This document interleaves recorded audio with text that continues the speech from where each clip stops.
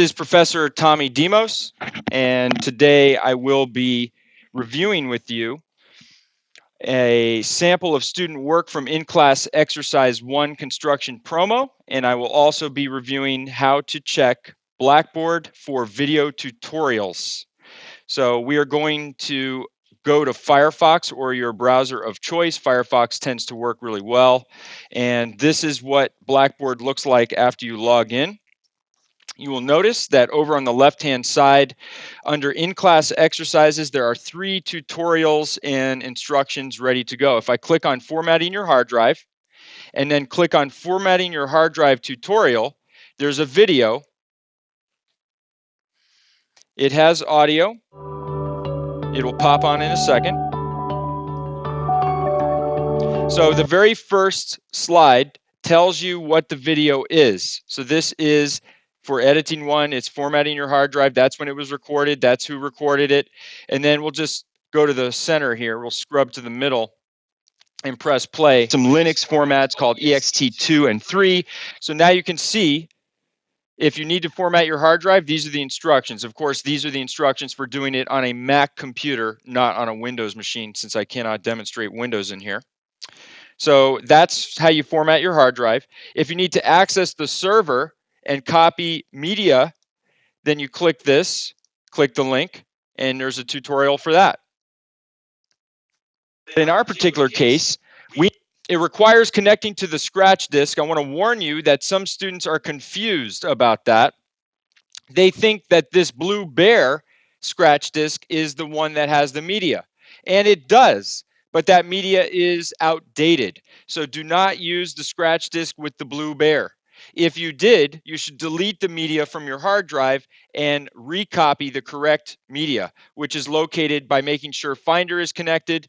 You hit Command K, you connect to the 110 server, you hit connect, you choose guests, you hit connect, you go to scratch disk, you hit OK, and notice that the 3 people holding hands on the blue drive is a different scratch disk.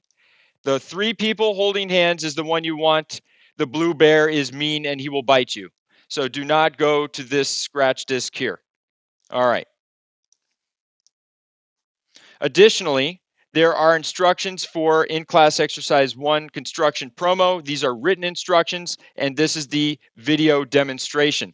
We are also going to review an in-class exercise 1 sample from a student right now.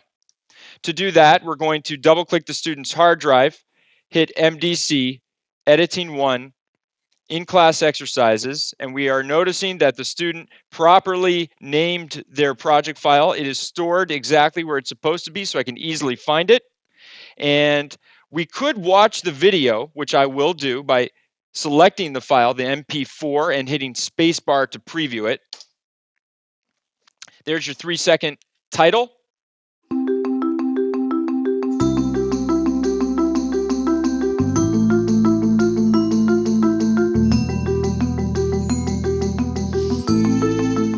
We get the dirty jobs done right.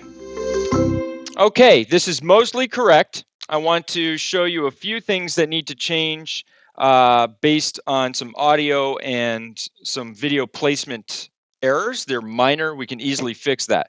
To open up the project file, all I have to do is double-click the project file, and it will automatically launch Premiere Pro. It starts bouncing in the dock because it's happy because you are practicing. It loves it when you practice. All right. We're going to analyze his edit. We're going to critique it. Please remember, never take critiques personally. We are not critiquing you as a person. We are critiquing your work, and we are trying to make it better. I know none of you will take it personally, but I just wanted to let you know that. Now, if I want to see the keys I'm pressing, I'm going to turn on Keycaster. If I want to see representative frames in my video track, I'm going to hit Command plus while being in the timeline. So you have to be in the timeline. There has to be a blue rectangle indicating that the timeline is the active window. You will notice that each of these pictures is a representative frame that displays to you the first frame of the video. We will hit the home key and then press spacebar to play. So let's check to see if this ID card is actually 3 seconds. Here's a real fast way. You ready? Push X. When you push X, not S, I accidentally pushed the S. X is an X-ray. It selects whatever clip is underneath the playhead. So if I'm over here and I hit X, it selects that clip. If I'm over here and I hit X, it selects that clip. See how that works? Go over here, hit X, and then I can check here. The distance from the in to the out is 3 seconds. So that's a very fast way to check and see if something is the duration that you thought it was, or to check the duration of anything. All right? To get rid of your in and out points, option X.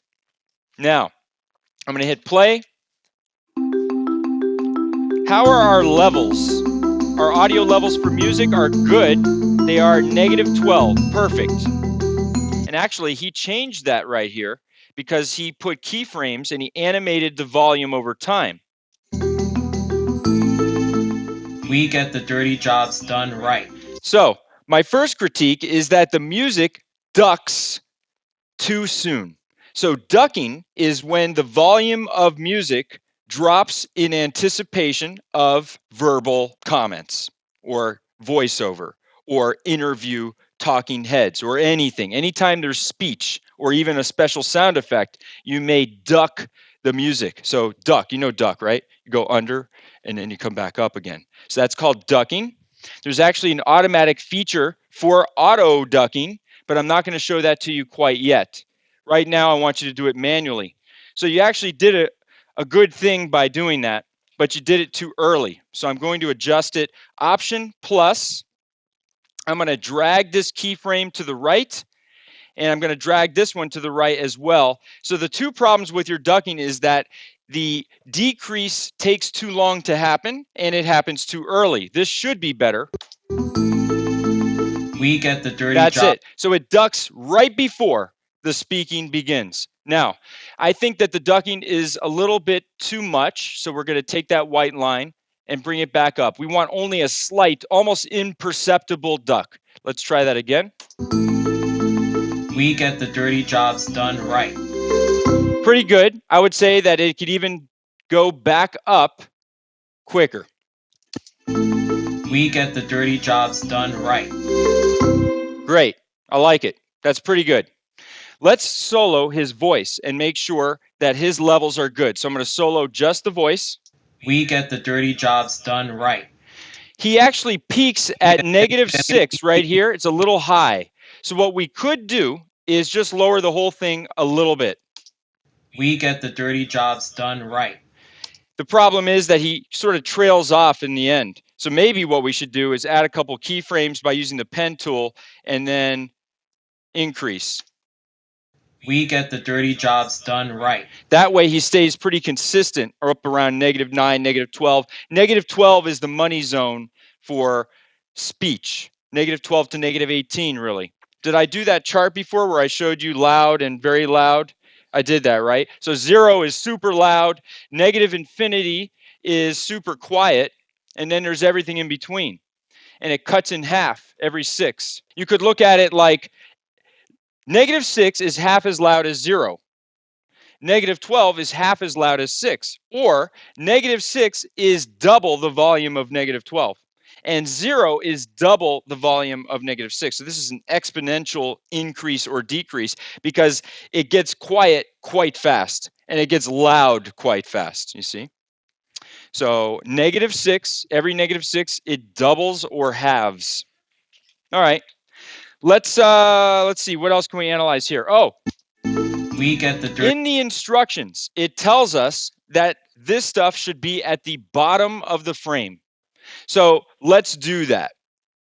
So we need to follow what the client wants. So even if our aesthetic internal judgment says, I want to put it in the middle because it looks better that way, and I would argue that actually it looks pretty good right here.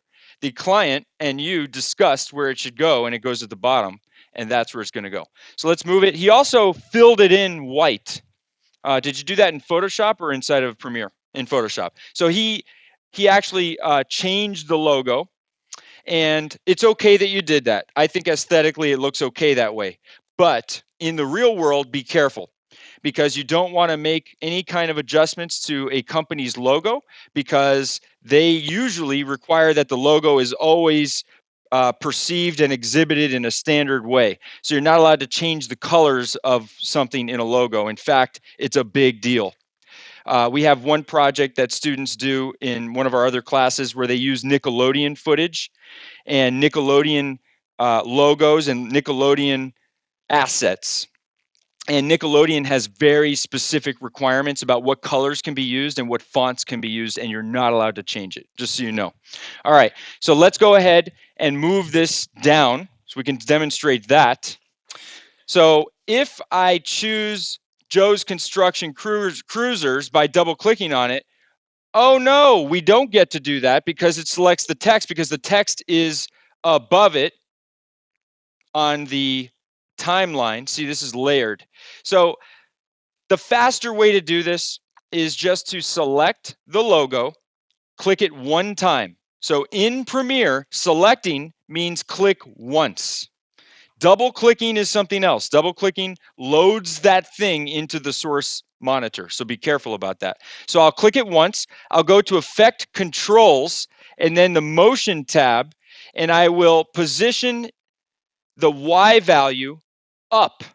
Y up goes down, actually. And let's make sure that it's in the safe margins by clicking the wrench and clicking on safe margins. Oh, I got pretty close.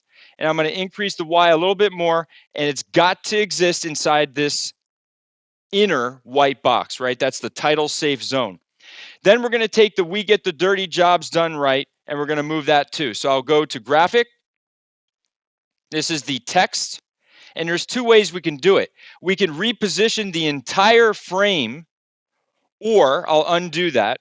So we're going to select the graphic, and we're going to go to Window, Essential Graphics. And now we can edit it, right? So we go to Edit. Here's the We Get the Dirty Jobs Done Right. So in the instructions, I told you to create it using the legacy title. Remember that? So the reason that we use the legacy title is because the certification exam actually tests you on that method of creating graphics, or text rather, because the certification exam is based on 2015 Premiere. So if you take the test, it doesn't have the essential graphics panel. So this is important to know. When you make text in this class, at least until you get certified, use the legacy title to train yourself to do it that way. This is the other way, which I barely use because I'm so used to the legacy title. So that's fine. All right, so we get the dirty jobs done right. We can reposition this thing here by increasing the Y value and moving it down like so. You can do all kinds of things to it. You can change its scaling. You can change its fill color. You can make it superscript. You can do whatever you want. So if you want to change the font, you could do that here. Okay, so we moved it down. This is actually in the right place now. I will go ahead and turn off my safe margins completely, and I will close my Essential Graphics panel, and we will restart this from the beginning.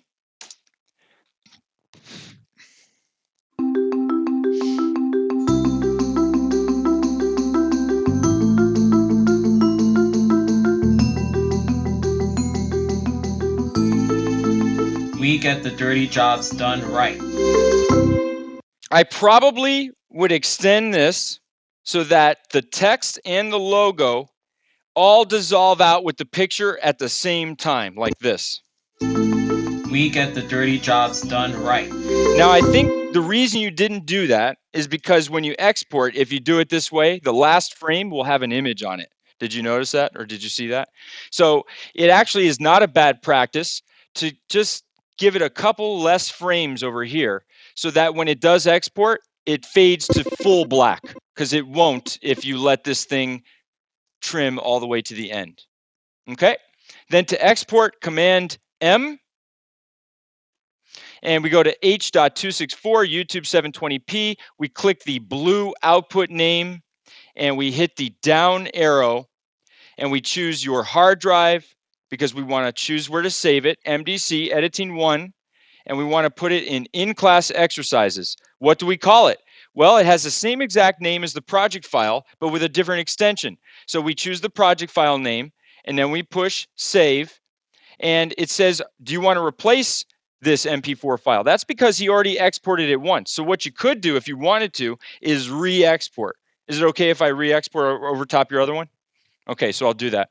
I'll push replace, and it's going to actually replace the one that he did before. It warns me again. It says, it already exists. Do you want to replace it? Yes, I do. And you do that. I will tell you from experience is sometimes when you do this replace function, the export fails. So it's not a good idea to do this. You can do it, but it doesn't always work. So be aware of that. All right, let's hide the program, Command H, and let's go ahead and preview that export and see if it works.